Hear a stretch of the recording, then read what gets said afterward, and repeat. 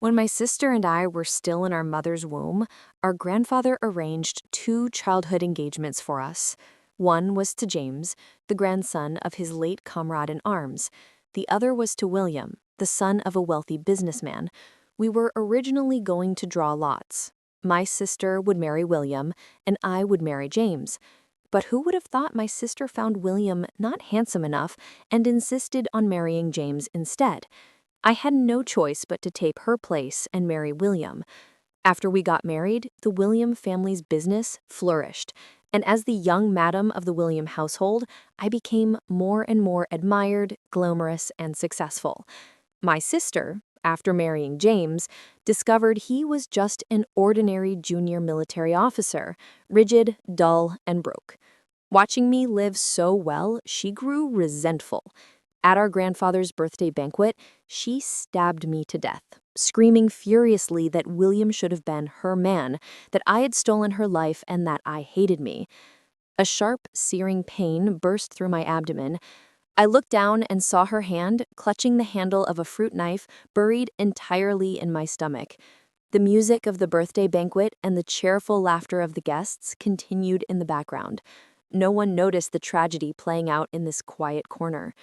"William should have been mine. You stole my life. I hate you," she screamed, her eyes wild with a madness I had never seen before. She yanked the knife out in one swift motion, and blood sprayed across the emerald green dress she had carefully chosen. I collapsed to the ground, my vision starting to blur. The last thing I saw was her twisted smile and William's panicked figure running toward me. When I opened my eyes again, we had both returned to the day of our 20th birthdays, the very day James and William were to visit with marriage proposals. This time, my sister rushed to say she wanted to marry William. With a smug look, she told me, "Now it's my turn to marry the rich and powerful one. You can spend your life miserable with that cold, penniless loser." "Chloe, wake up. James and William are almost here." My mom's voice jolted me awake. I was sitting at my vanity in my room, staring into the mirror at my 20-year-old face. My fingers trembled as I reached down to touch my stomach. No wound, no pain. "Mom, is today my 20th birthday?" I asked, my voice tight. "Silly girl, are you so excited about your birthday that you're confused?" Mom laughed as she adjusted my collar. "Come downstairs, your grandfather is waiting." I pinched my arm. The sharp pain confirmed it. This wasn't a dream. I had been reborn. I was back on the day when everything changed. Downstairs, Grandpa was drinking tea with my dad. My sister, now dolled up and dressed to the nines, was already sitting on the sofa, perfectly made up. When she saw me, she gave me a loaded look. "Chloe," she said sweetly, "today's the big day. We're choosing our future husbands, and I already know who I want." My heart skipped a beat. That tone, that look. My sister had been reborn too. The doorbell rang. Mom led two young men into the living room. On the left was James, in a crisp military uniform, his features clear and upright. On the right was William, impeccably dressed in a sharp suit, a luxury watch gleaming on his wrist. Grandpa grinned and said, "These are the two granddaughters I always talk about, Chloe and Sophia. Years ago, I arranged engagements with old James's grandfather. Today, it's finally time to make good on that promise." According to what had happened in my past life, we were supposed to draw lots to decide who would marry whom. But this time, Sophia spoke up immediately. "Grandpa, I want to marry William." Everyone was stunned. Sophia walked straight over to William and easily linked her arm through his. "It was love at first sight for me. I only want to marry you," she said. William looked a bit uncomfortable, but still managed a polite smile. Grandpa turned to me. "Chloe, then you'll—" "I'd be happy to."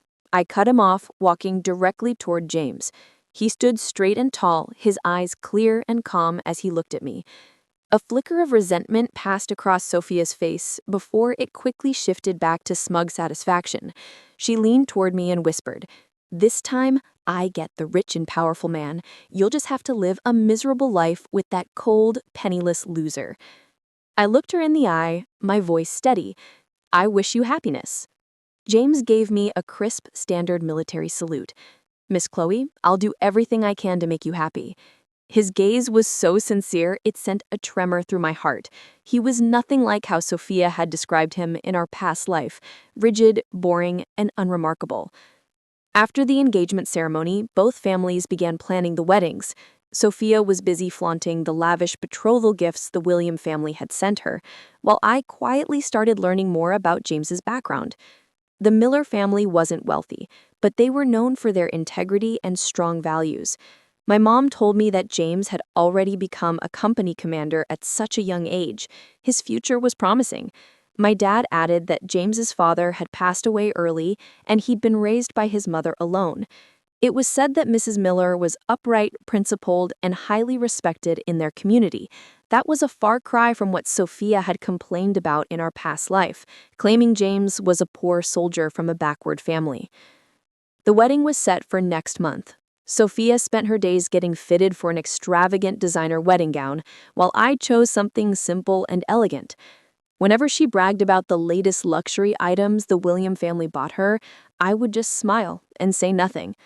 "Aren't you jealous, Chloe?" she finally asked one day, unable to contain herself. I looked out the window at the sunlight streaming through. "Everyone has a different definition of happiness," she scoffed. "You'll understand just how important money is when you're stuck in that tiny old apartment doing laundry and cooking all day." On the wedding day, sunlight filtered through the stained glass of the church, casting soft colors onto the red carpet. I stood in front of the mirror as my mother adjusted my veil. Unlike Sophia's bejeweled six-figure wedding gown, I had chosen a simple satin dress adorned only with a soft, elegant floral embroidery around the waist. The Miller family kept things modest, but every detail was thoughtful and respectful. My mom tucked a fresh lily in my hair. James asked what flower you liked. He had this flown in from the countryside this morning. The delicate fragrance of the white petals was refreshing and comforting. When the church doors opened, I took my father's arm and walked down the aisle. James stood tall at the altar, his military uniform sharply pressed, shoulder lines so crisp they looked like they could slice paper. When he turned and saw me, his eyes lit up like stars sinking into the sea. "You look beautiful today," he whispered, his voice trembling slightly, not out of formality but from something deeper. His gaze was so focused, it was as if the whole world had disappeared and I was the only one left. Even the tips of his ears were blushing red. The ceremony was simple and solemn. James gently slipped a graceful platinum ring onto my finger, the inside engraved with our initials. As we exchanged rings, I noticed a thin layer of calluses on his palm, marks left by years of firearm training. "I will protect you with my life," he said during our vows, his thumb softly brushing the back of my hand. Suddenly, a commotion broke out in the back of the church. Sophia stormed in, wearing her extravagant wedding gown, followed by the William family's wedding party. 10 identical black luxury sedans. "Sorry I'm late, sis," she said in a sickeningly sweet voice. "The Williams sent 10 cars for the bridal escort, but the traffic was terrible." She deliberately waved her wrist, showing off the jade bracelet. "A family heirloom from my mother-in-law. She insisted I wear it today." Gasps rippled through the crowd. I noticed Mrs. Miller frowning slightly, but James only smiled at me calmly, as if this entire scene had nothing to do with us. After the ceremony, Sophia and William paraded around the banquet hall, flaunting her 3-carat diamond ring from table to table. James and I quietly sat at the main table. He patiently peeled shrimp for me, dipping them in vinegar before placing them on my plate. "You don't have to do that," I said, a little embarrassed. "I'm used to taking care of people in the army," he said with a soft smile. "And now you're the only one in my home. I need to take even better care of you for the Millers." There were only 15 tables at our wedding banquet, but every dish had been carefully prepared. Mrs. Miller had made sure my favorite steamed sea bass was served first. It was clear she had done her homework. Sophia's wedding, on the other hand, hosted 80 tables. I heard later that the leftovers filled 3 garbage bins behind the hotel kitchen. That night we returned to our new home, an apartment assigned by the military. It was a 2-bedroom unit with simple but sturdy furnishings. James came up behind me and wrapped his arms around my waist. "Sorry, this place is a bit small," he said softly. I turned around to look at him. "It's perfect. It faces south and gets great light." His eyes lit up. Suddenly, he reached up to the top of the wardrobe and pulled down a box. "I got you a surprise." Inside the box was a beautifully bound set of military history books, the very ones I had casually mentioned wanting to read some time ago. I looked up at him in surprise. He scratched his head and said, "I saved the note in my phone, thought it'd make a good wedding gift." The next morning, before sunrise, I was still half asleep when I caught the scent of eggs frying. Reaching out, I realized the bed beside me was empty. I tiptoed into the kitchen and found James wearing an apron, carefully flipping eggs. A pot of warm milk sat on the stove. When he saw me, he fumbled a little and quickly turned off the heat. "Did I wake you? You're up early." "I'm used to waking at 5:30 in the Army," he said with a sheepish smile as he plated the eggs. "I wanted to let you sleep a little longer." The eggs were golden and crispy on the outside, exactly the way I liked them. That's when I remembered how, during the wedding banquet, he had quietly observed me taking only fully cooked eggs. After breakfast, James insisted on doing the dishes. Sunlight streamed through the gauzy kitchen curtains, casting soft light on his face. His jawline looked like it had been drawn with a fountain pen. He caught me staring and smiled. "I'm taking you to meet my mom today. She's been talking about making soup for you." His mother lived in an old house on the military base.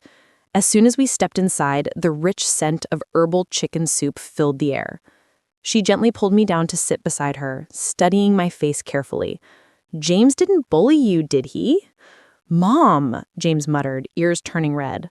"He's been wonderful," I said, unable to stop smiling. "He even made me breakfast this morning." Her eyes lit up. "This boy's been caring since he was little. When he was 8, he could cook noodles and take them to the hospital for his dad." Then she suddenly fell silent, her expression dimming for a moment. I later learned that James's father had died from injuries sustained during a mission. James's choice to join the military had been deeply influenced by him. That afternoon, his mother prepared a full table of dishes and kept piling food onto my plate. As we were leaving, she pressed a red cloth pouch into my hand. "This was passed down to me by James's grandmother. It's yours now." Inside was a simple turquoise bracelet, warm and translucent, clearly worn often and well cared for. "It's not worth much," she said, a bit embarrassed. I slipped it on immediately. "It's beautiful. Thank you, Mom." On the way home, James held my hand tightly. At a red light, he suddenly spoke. "After my dad passed, my mom raised me on my own. She always said, a wife isn't a housekeeper, she's a partner, someone to face life together with." His words warmed me deeply. Just then, my phone buzzed. It was a photo from Sophia. She stood on the spiral staircase of the William family's villa. Behind her, a wall of luxury handbags. "Jealous, Chloe?" she wrote, followed by a smug emoji. I locked my screen without replying. James was at a street vendor's cart nearby, seriously inspecting roasted chestnuts like he was performing an important military task. "You said you liked these last time," he said, handing me a warm paper bag. I peeled one open and bit into it. It was sweet and fragrant, the taste filling my mouth with warmth. That evening, while organizing my wedding keepsakes, I noticed that the inside of the bracelet James' mother gave me had 4 delicate characters engraved: peace and joy. Outside, James was hanging the laundry on the balcony. The moonlight outlined his figure gently and clearly. Taking eggs from the fridge, his lips curled into a smile. He came up behind me and wrapped his arms around my waist. "Let me teach you. This old stove is tricky. Heat control's important." He placed his hand over mine, adjusting the burner knob. His breath brushed against my ear. In that moment, I couldn't help but remember how William never once stepped into the kitchen. He always sat at the dining table reading the paper, waiting for me to bring him coffee. My hands fumbled nervously as I tried to cook the eggs. The yolk broke apart, but James ate every bite with relish. "You did better than me on your first try," he said cheerfully.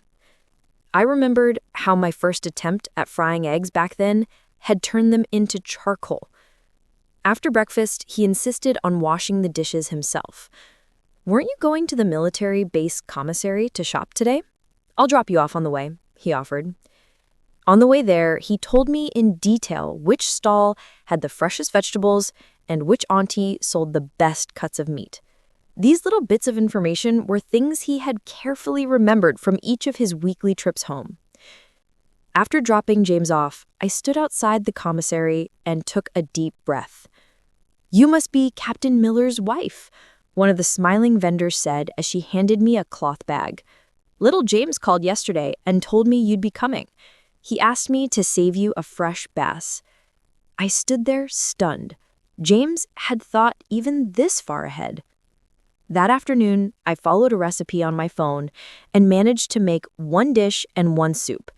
I'd added too much salt, but this sense of accomplishment was stronger than anything I'd ever felt, even dining at a Michelin-starred restaurant in my previous life. After lunch, I opened my notebook and started jotting down everything I remembered about the military system from before. In 2015, there would be a large-scale military drill. In 2016, new equipment would be piloted. Suddenly, my phone rang. Sophia's overly cheerful voice came through. "Sis, I was doing a spa nearby your military district, so I thought I'd stop by and visit you." An hour later, a red sports car pulled up in front of the family housing building. Sophia stepped out, teetering on 10-centimeter heels, her eyes sweeping over our modest home. Her lips twitched.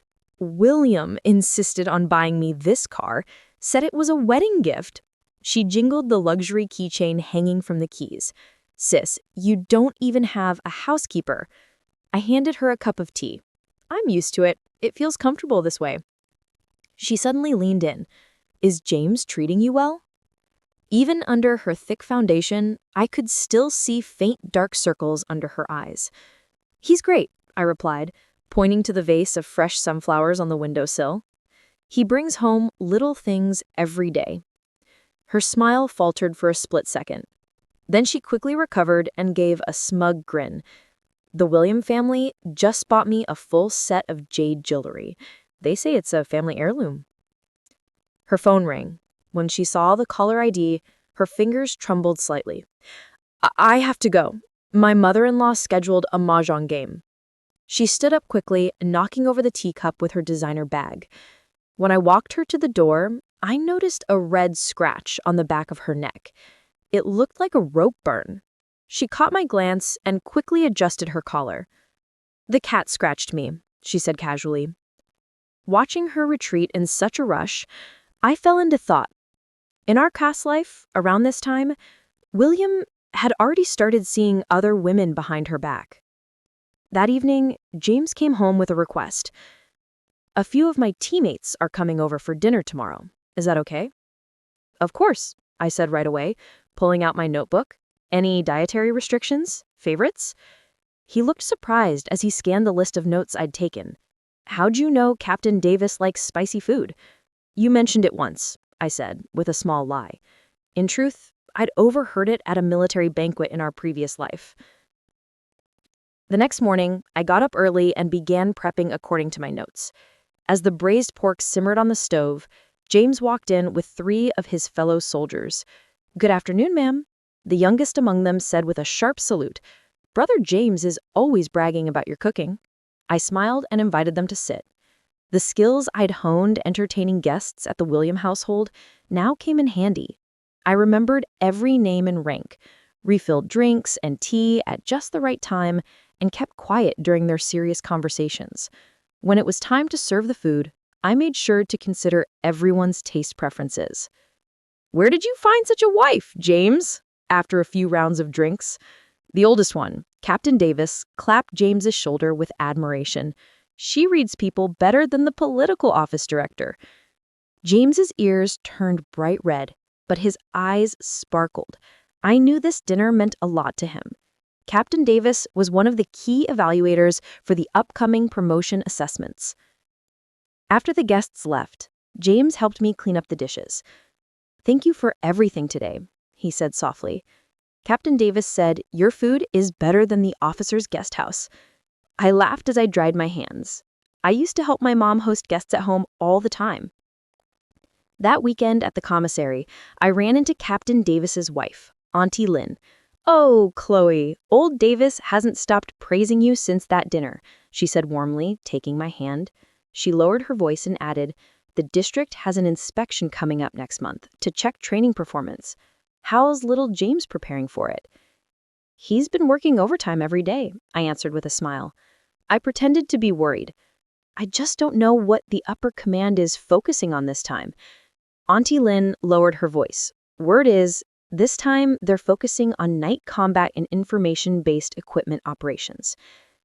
Later that day, back at home, I casually mentioned, "I heard from someone at the commissary that Third Company has been training for nighttime shooting drills. Their scores are apparently really good." James paused thoughtfully and gave a small nod. That night, he came home late and told me he'd stayed behind to run night tactical exercises with his unit. A month later, after the inspection was over, James was recognized as the model officer for night combat operations. At the celebration banquet, his direct superior patted him on the shoulder and said, "You were well prepared, right on point with the inspection's focus." James turned to look at me, his eyes filled with both curiosity and gratitude. I lowered my head and focused on gnawing a rib bone. That night before bed, he suddenly asked, "How did you know they'd focus on night operations this time?" "I guessed," I said, setting down my book. "Didn't the district just get new night vision equipment recently? They'd want to test its effectiveness." He stared at me for a few seconds, then chuckled, "Chloe, you're full of surprises." Outside, the moonlight was soft like flowing water. I listened to his steady breathing beside me, but my thoughts drifted far away. Sophia was probably lying in the William family's massive king-sized bed. But was there anyone beside her? At 3 a.m., I jolted awake, drenched in cold sweat. In my dream, Sophia held a blood-stained fruit knife, and behind her, William stood sneering in the shadows. The moonlight outside was ghostly pale. James lay next to me, sleeping soundly, his breath calm and even. I quietly got out of bed and went to the study. Turning on the desk lamp, I opened my notebook. Half of it already filled with important events I remembered from my past life. The drastic steel price drop in Q3 of 2015, personnel changes in the military district at the end of the year, a testing accident with new equipment. I circled one particular line, the regional military competition in September 2015. The next morning, over breakfast, I asked nonchalantly, "Is training going smoothly these days?" James sat down his soy milk. "There's a confrontation drill next week. I've been studying topographical maps. My hometown has a lot of hilly terrain." I handed him a napkin. "I used to hike the mountains as a kid, know a few hidden trails." His eyes lit up. "Really?" Using memory, I sketched out the terrain behind James's hometown and marked several herbalists' paths. "This creek dries up in September. You could use it as a hidden passage," I pointed out. "But be careful on the eastern slope. There's a loose rock section that can give away movement." James studied the map for a long time before looking up. "Chloe, how do you know all this?" "I joined the orienteering club in college," I lied with a smile. "And my dad's a military history buff. We have a lot of books like this at home." 3 days later, James didn't get home until very late. His eyes were gleaming with excitement. "We used your route today for a flanking maneuver, took out the red team's command post. The brigade commander praised us on the spot." I helped him out of his mud-covered combat uniform. "Must have just been good luck." "No, it wasn't," he said, gripping my hand. "That warning about the rocky slope? You were right.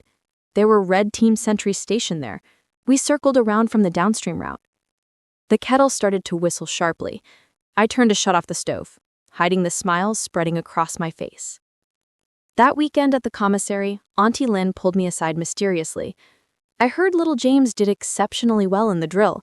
Command's considering him to lead the cross-regional military competition." "Really?"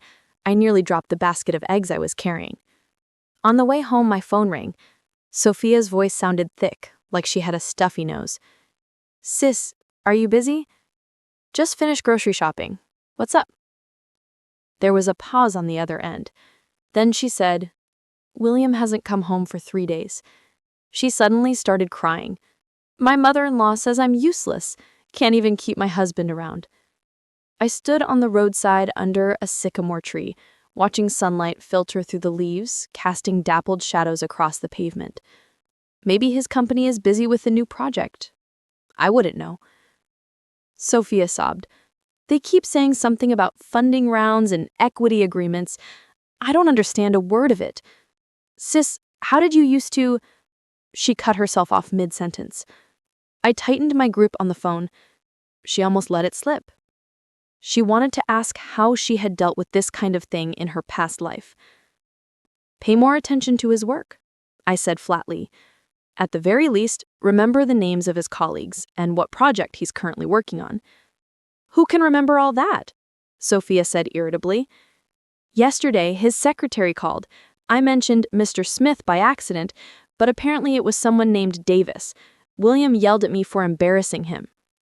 When I got home, James was in the study going over strategy materials for the upcoming competition. I made him a cup of tea and set it by his hand. He naturally pulled me down to sit beside him. Help me look at this tactical setup. That simple act of trust warmed my heart. On the last day of September, James was officially appointed as the team leader for the military district competition. During the announcement, the political commissar specifically praised his innovative thinking in tactical planning. At the celebration banquet, James's direct superior, Colonel Adams, was flushed from drinking. "James, something's clicked with you lately, huh?" He laughed. "That flanking tactic in the last drill and this new multi-unit coordination plan? Both sharp ideas." James glanced at me and smiled. "I have a good woman at home." Colonel Adams patted my shoulder. "I've heard all about you, Chloe. Captain Davis says your braised pork is out of this world. I'll have to try it myself one day." As everyone laughed, my phone buzzed. It was a photo from Sophia. She sat alone at a high-end restaurant with 2 full place settings in front of her. "Anniversary dinner." The message read. William said he had a last-minute meeting. She added a crying emoji. I locked the screen. In my past life, William really did have a meeting today, just not a business one. He used their anniversary as an excuse to meet his mistress at a hotel. I had pretended not to know, even prepared a gift, and waited for him until late into the night. On the way home, James suddenly said, "The competition next month is in Seattle. Family members can come if you want to." "Of course," I answered without hesitation.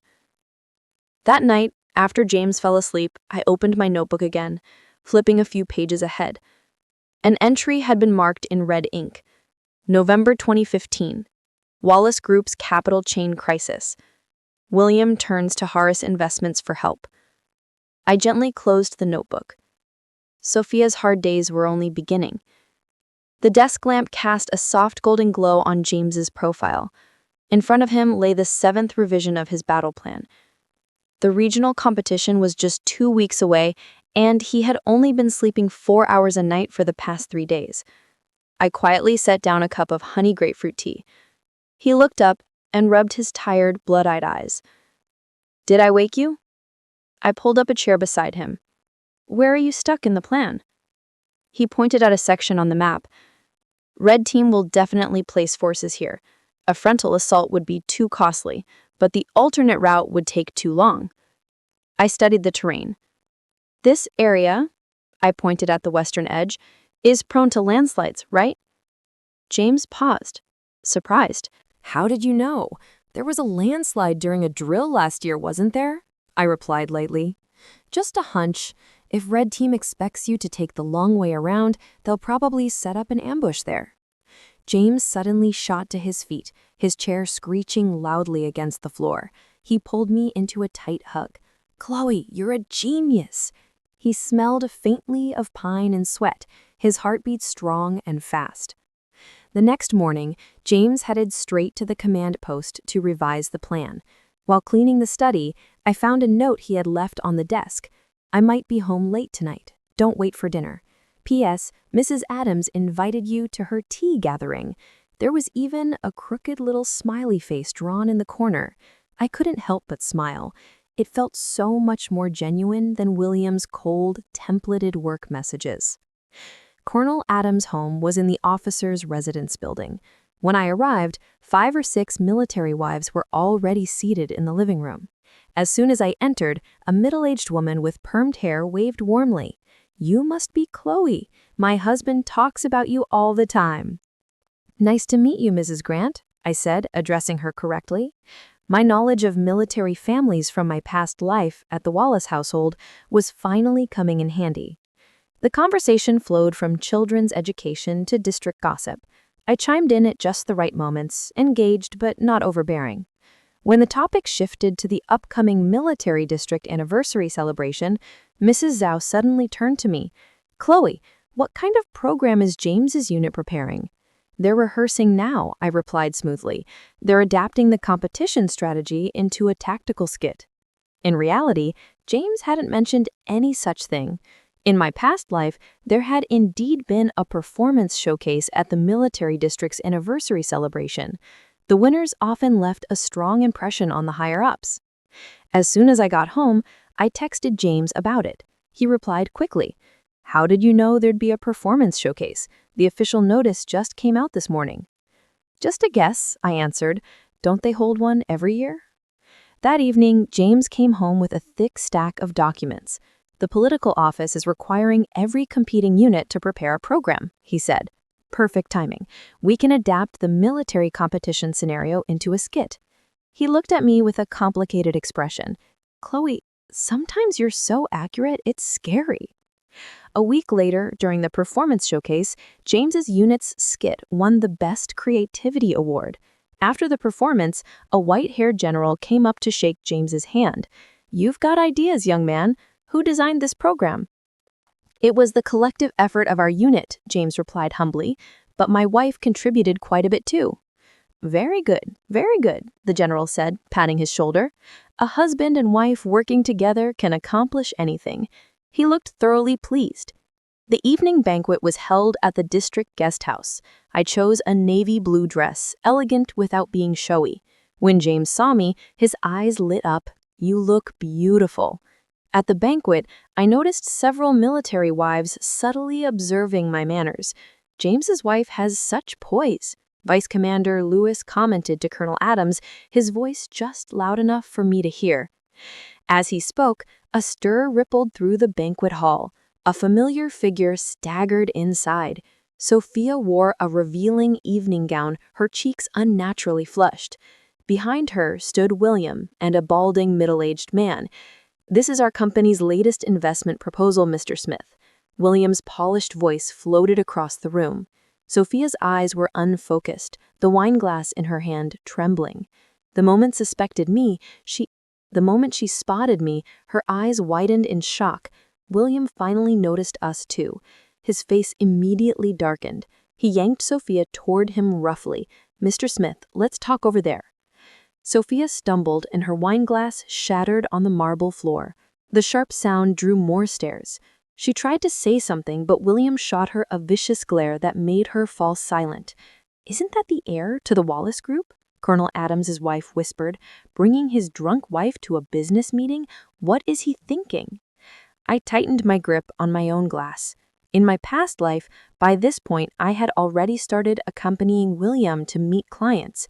There was even a time I drank so much, I ended up with a bleeding stomach. James gently touched my hand. "Do you want to check on her?" I shook my head.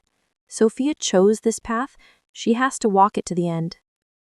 After the banquet, Vice Commander Lewis asked James to stay back for a private conversation. While I waited in the corridor, Mrs. Lewis came over and whispered, "Word is, after the competition, there's a spot for advanced study at the National Defense University. Commander Lewis really thinks highly of James." My heart skipped a beat.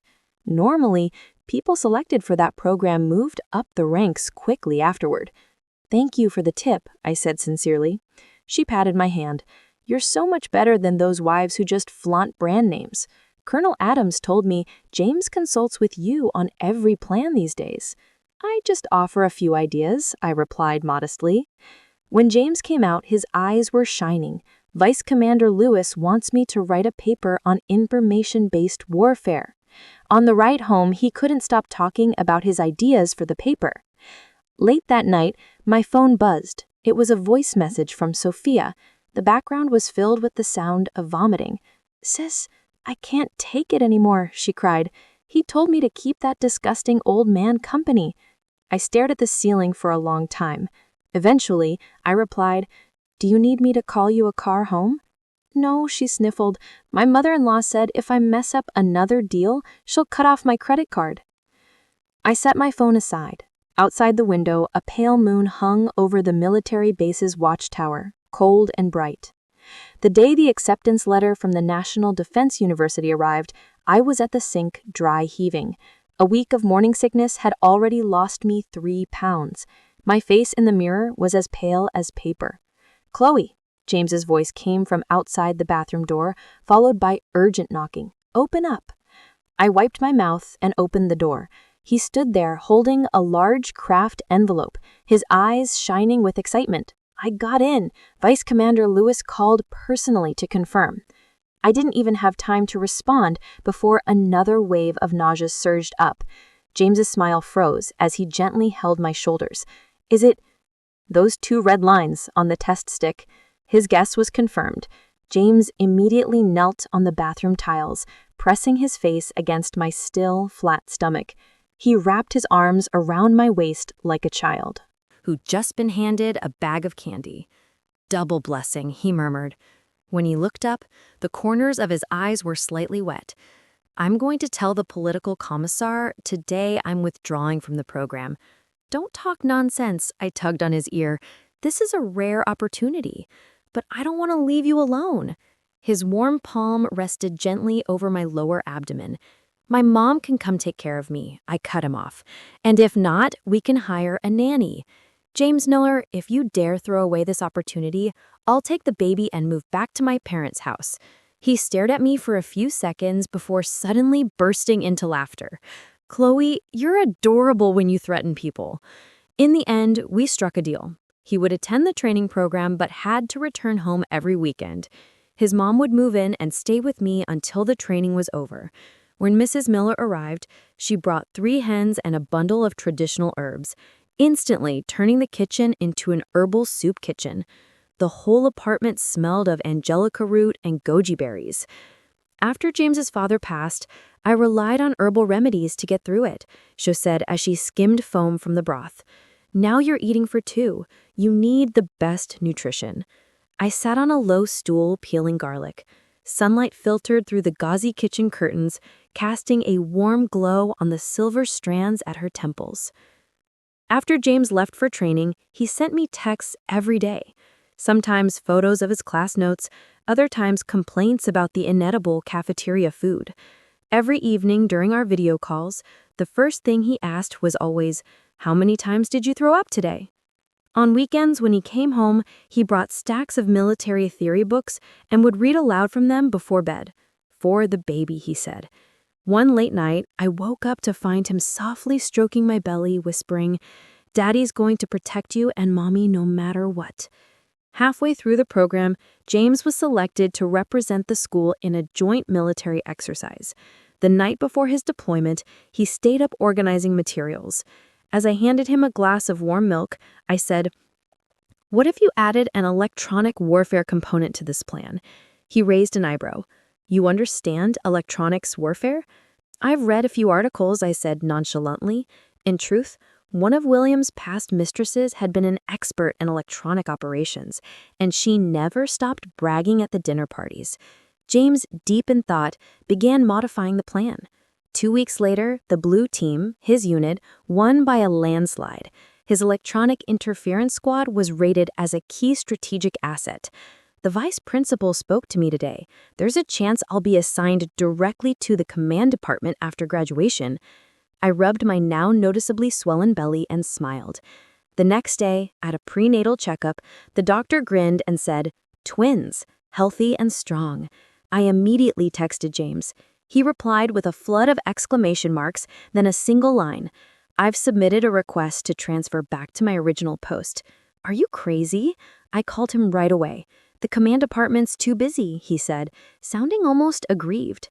"I want to be there when the babies are born. I want to watch them grow up.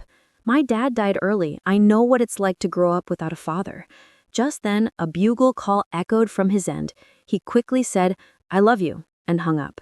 I held the phone in my hand, my heart soft and aching, like sugar melting in warm water. When Mrs. Miller found out, her eyes turned red, just like his father, so stubborn. By the 6th month, my belly had grown enormous. James had finished his training and returned home, now walking with me every evening without fail. The older women in the residential compound all praised him. "Captain Miller is a model husband," they said with admiration. One weekend afternoon, the doorbell rang. I opened the door to find Sophia standing there, her belly even bigger than mine. Behind her were 3 little girls, quiet and timid. "Sis," she said, her face pale and waxy, a dark bruise under her eye. "Can I borrow some money?" I hurried them inside. The 3 girls sat stiffly at the edge of the sofa, but their eyes were locked on the fruit platter. "What happened?" I asked gently, handing each of the girls an apple. Sophia's tears suddenly burst forth like a broken dam. "My mother-in-law said if I don't give birth to a boy this time," her voice choked and trailed off. I noticed faint bruises circling her wrists, marks that looked like they'd been left by restraints. "Did William hit you?" I asked softly. Sophia's whole body flinched. She instinctively shielded her stomach. He's just under a lot of pressure." By the time James came home, Sophia had already left with the kids. I had given her some cash, which she nervously stuffed into her undershirt like she was stealing it. "I heard about the Wallace Group," James said, as he took off his military jacket. "They took on private fundraising. Now the capital chain has collapsed. It's a huge mess." I leaned back on the sofa, the twins kicking wildly inside. In my past life, the Wallace family business had been thriving at this time because I'd secretly helped broker their rescue deal with Harris Investments. James crouched down and pressed his ear to my belly. He said, "No matter what, as long as we're together, that's enough." I stroked his short, bristly hair. "Yeah, being together is enough. We don't need luxury homes, fancy cars, or meaningless reputation." James's transfer order arrived in my 7th month. He was officially promoted to regimental chief of staff and granted the rank of major. On the day the order was announced, the whole regiment applauded. Colonel Adams laughed. "Once those twins are born, we'll throw a proper celebration." The day before Sophia's due date, she called again, crying so hard her words were barely coherent. "It's another girl. William didn't even look at her. He just walked away. My mother-in-law is demanding a divorce." As I listened to the newborn crying on the other end of the line, my chest tightened. Then, one early morning, labor pains hit me suddenly. James reacted like a firefighter.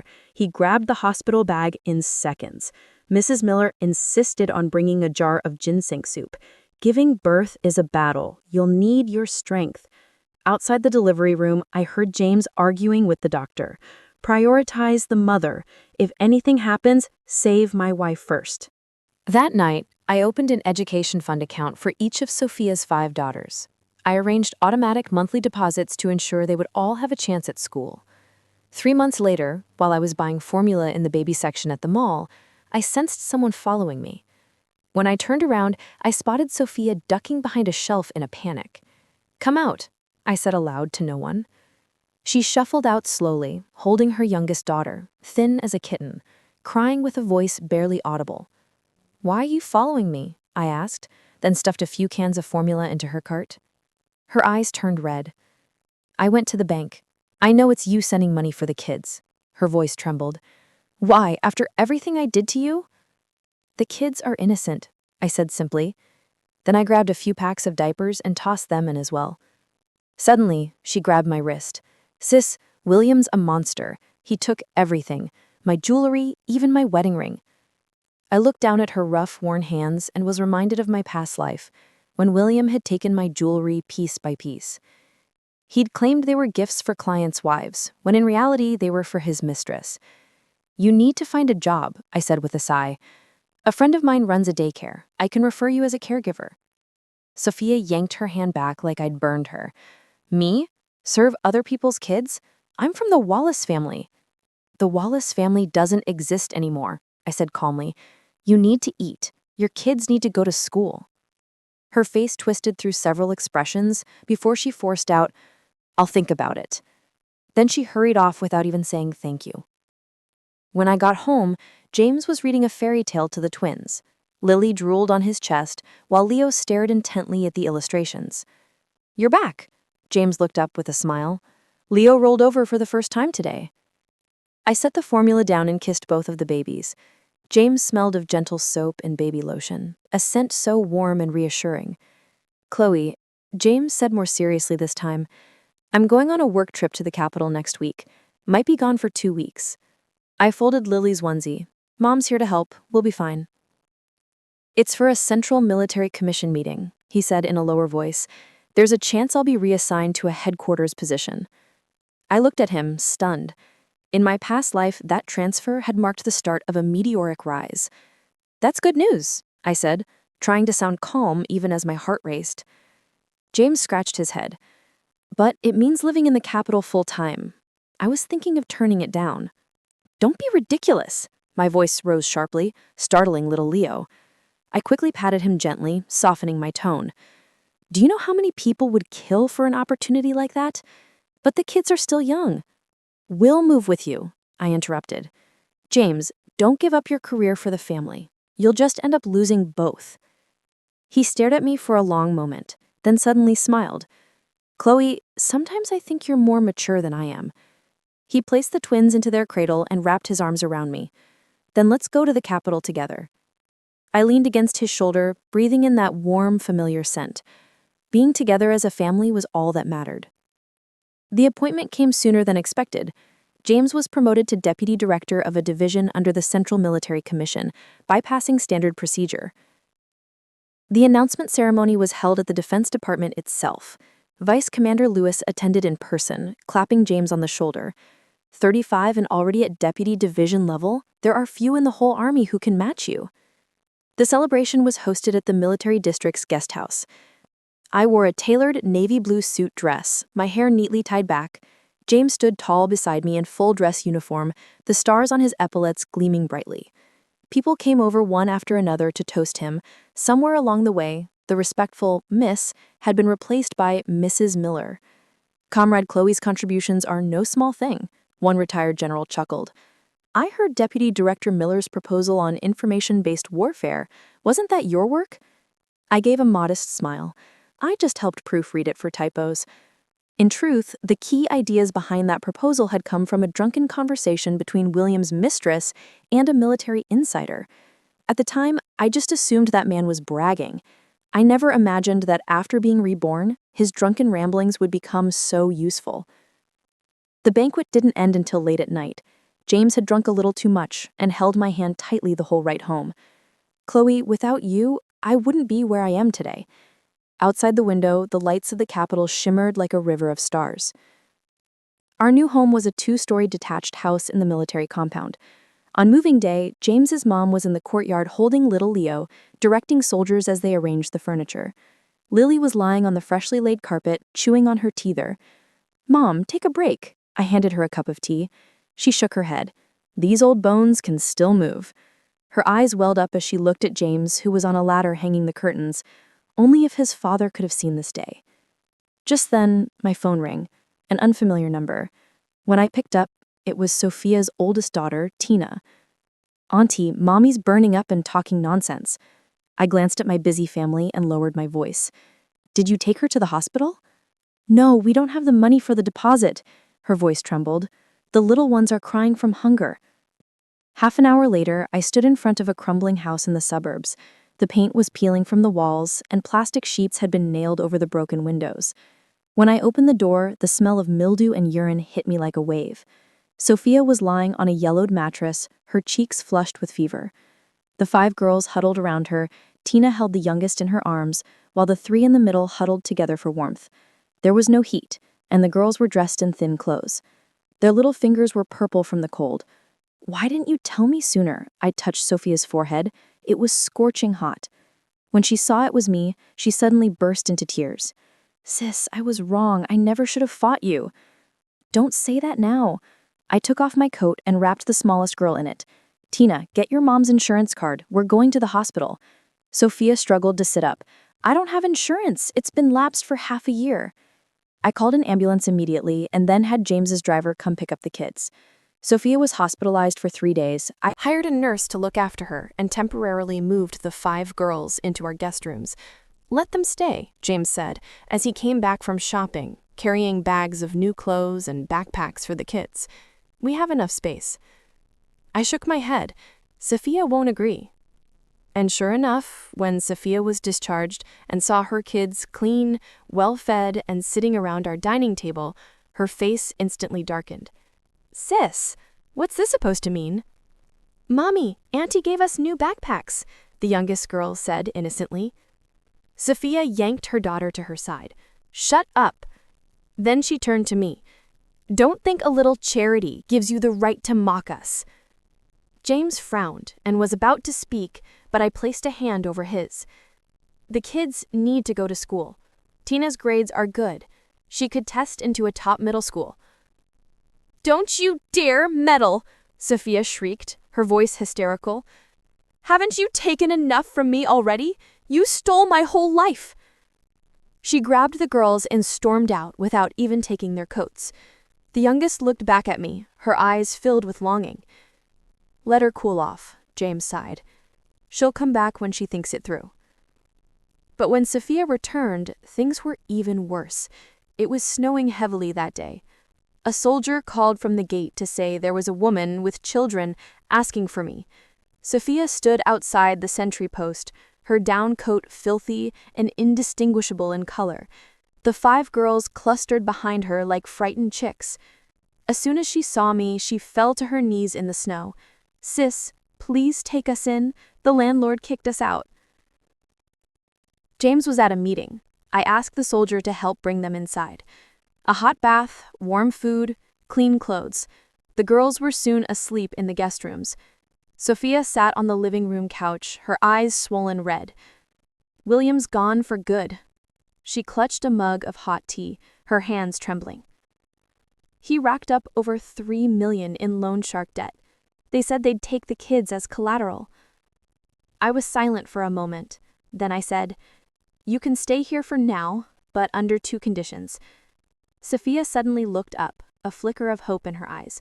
"First," I said, "the children must go to school like normal. Second, you need to find a job, even if it's something basic." Her face shifted. I could go work at that preschool your friend runs?" "You wouldn't be helping my friend," I said, looking her straight in the eyes. "You'd be helping yourself. Sophia, you're 30. It's time to grow up." She lowered her head. The steam rising from her tea blurred her expression. The first few days went smoothly. Sophia took the kids to a nearby school every morning and tried to help out with chores afterward. But things fell apart on a Friday night. James was away on a field assignment, and I returned early from a military wives meeting. When I pushed open the bedroom door, I found Sophia standing at my vanity, holding the turquoise bracelet James's grandmother had given me. "I was just looking," she stammered, hastily hiding it behind her back. I stepped in and locked the door behind me. "Put it down." Sophia's face went from red to white. She suddenly burst out, wrenching herself free. "Why do you get everything good? That bracelet should have been mine. James should have been mine. The good life should have been mine." "You were the one who gave up on James," I said calmly. Sophia screamed as if I'd stabbed her. "Don't act so smug. You just got lucky and married well." I looked at her twisted expression and felt an overwhelming fatigue. In both this life and the last, she always believed others' happiness was just dumb luck, never once seeing her own flaws. "I'll have someone take you to the relocation apartment in the suburbs tomorrow. I'll send money for the kids every month until they're grown." Suddenly, Sophia lunged at me, grabbing my back. "Where's the money? I know you have cash." We struggled, and the turquoise bracelet dropped onto the carpet with a soft thud. James's mother rushed in at the noise. Only then did Sophia let go, panting heavily and glaring at me. "I'm fine," I said, as I smoothed down my disheveled hair. "Sophia is moving out tomorrow." That night, I spoke to James on the phone. He was quiet for a while. "Want me to send someone?" "No," I replied, watching our twins sleeping peacefully. "Just rent her a place, send the support regularly, but don't let her come into the compound again." The next day, Sophia and her daughters were relocated to a 2-bedroom apartment in the southern suburbs. It had simple furnishings, enough for a decent life. I transferred 30,000 yuan into her account to get started. A social worker would check in weekly to make sure the children were cared for. As I saw them off, I said, "If school ever gets disrupted, I'll apply for guardianship." Sophia glared at me with hatred, but just as the car door closed, her eyes welled with tears. 3 months later, the social worker reported Sophia had taken a job as a cashier at a supermarket, and the children were attending school regularly. 6 months after that, I heard she'd started taking night classes in accounting. When James's promotion order came down, the house filled with people offering congratulations. Vice Commander Lewis personally announced his appointment as Chief of Staff for Regional Military Command, along with his promotion to Brigadier General. "Chloe deserves a lot of credit," the old general joked warmly. "Every report from Chief James is so solid. I hear you've had a hand in it." Amid the kind laughter, I looked out the window. The spring sunlight lit up the crabapple tree we had just planted in the yard. James quietly slipped his hand into mine. "What are you thinking about?" "Fate," I said, squeezing his warm palm in return, "and how life doesn't give us what-ifs, only results." He leaned close, whispering with a smile, "Then I think our result turned out pretty well." I glanced at the twin babies babbling in their stroller, the elders chatting in the living room, and finally the family photo on the bookshelf. James in his general's uniform, me holding the kids, and James's mother smiling kindly, behind us. "Yes," I whispered. "It turned out beautifully." Many years later, on Qingming Festival, I drove alone to the cemetery on the outskirts of the city. In the trunk were 2 bouquets of white chrysanthemums, one from my father, one from my mother. Lily and Leo were in elementary school by then. Today, they were with James, visiting the military museum. The spring breeze stirred the fresh green willow branches as I stepped into the quiet memorial park. There weren't many people in the cemetery. I made my way through the familiar path to my parents' tombstone, only to stop short. Sophia was kneeling there, her shoulders trembling slightly. She looked a little heavier than the last time we met, dressed in a plain gray coat with her hair tied back casually. When she heard footsteps, she turned around in alarm. Her face was streaked with tears. I didn't know you'd come today," she stammered, hurriedly wiping her face with her sleeve. "I come every year at this time." I placed the flowers down and looked at the offerings she'd brought, a few apples and a pack of cigarettes. Dad had loved to smoke When he was alive. Sophia stood up, and I noticed the mud on the knees of her pants. She looked older now. There were fine lines at the corners of her eyes, but the bitterness that once lived in her gaze was gone. "How are the kids?" I broke the silence. "Tina got into the teacher's college," she said quietly. "The others are doing okay too, thanks to the education fund you've been sending." I nodded. Over the years, I'd made sure tuition was paid for all 5 of my nieces, but I never gave Sophia cash directly. I'd heard she worked at a supermarket during the day and did bookkeeping at night, raising the kids on her own. She reached into her bag and pulled out a plastic bag. "I knitted these for the kids. I'm not very good at it, but it's real wool." I took the bag. Inside were 2 tiny sweaters, one pink and one blue. The stitching was uneven, but it was clear she'd put effort into them. "Thanks," I said, a little surprised. "I didn't know you could knit." "I learned in night school," she muttered, rubbing her rough fingertips. "I also do some hand sewing for a clothing factory now, just to make ends meet." Sunlight broke through the clouds and lit up my parents' headstone. We stood side by side in silence for a while. "Chloe," Sophia said suddenly, "I'm sorry." A breeze rustled the chrysanthemums on the grave, making their petals tremble. "Back at the birthday banquet years ago," her voice caught in her throat, I I completely lost my mind. I took a deep breath. Since my second chance at life, this was the first time either of us had openly acknowledged that bloody night. It's in the past now, I said, looking at the photos of our parents on the tombstone. How's your life these days? It's okay, she said with a strange smile. Tina's going to graduate next year and start working. Things feel a little more hopeful. She paused, then added, They caught William last year. He was working as a thug in a casino in Macau. I didn't comment. In the distance, someone was crying softly over a grave. You were right, Sophia said. Just picking the right person isn't enough. You have to be strong yourself. I turned to her and saw clarity in her eyes.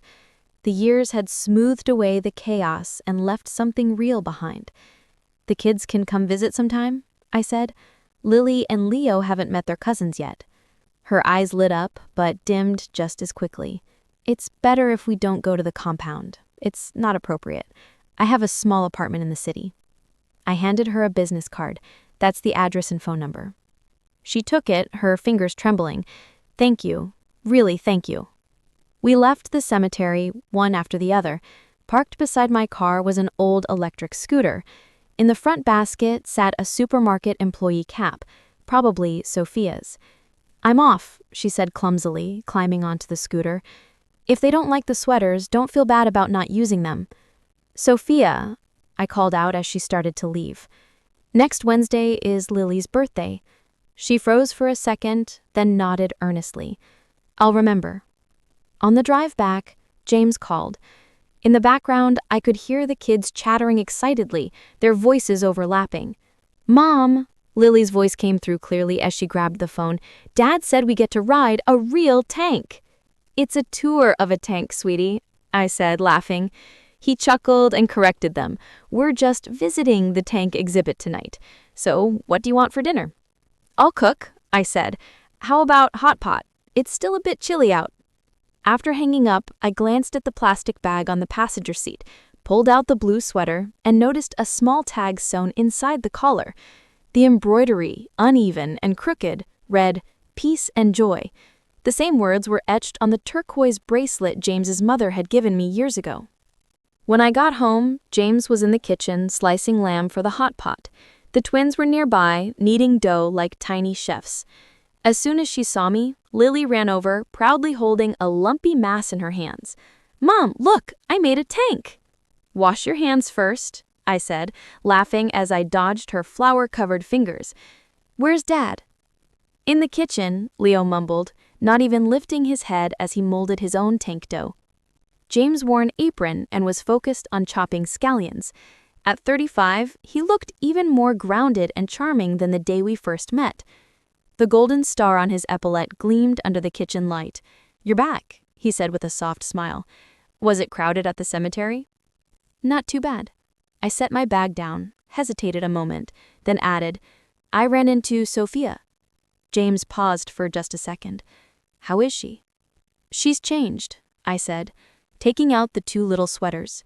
She even knitted these for the kids. He picked one up and examined it. His expression softened.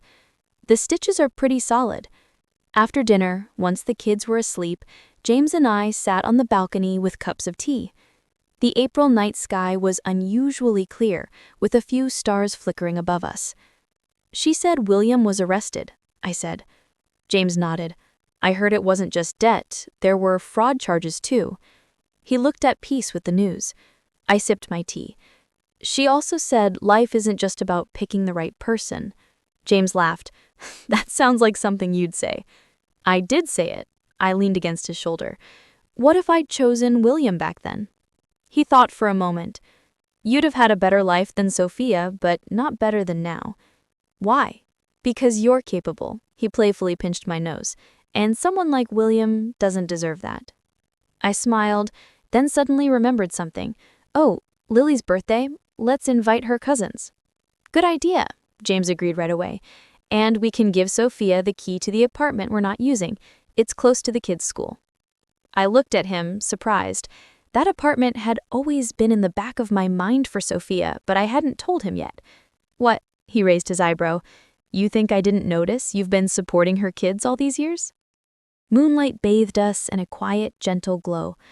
I thought of the final moment before my rebirth, Sophia's twisted face, the glint of a knife, of our first encounter in this life when she proudly declared it was her turn to marry a rich man, of all the envy, the resentment, the struggles she had waded through to get to the calmness of today. Life truly isn't a simple multiple-choice question. With the same starting point and the same opportunities, Sophia and I had walked two completely different paths.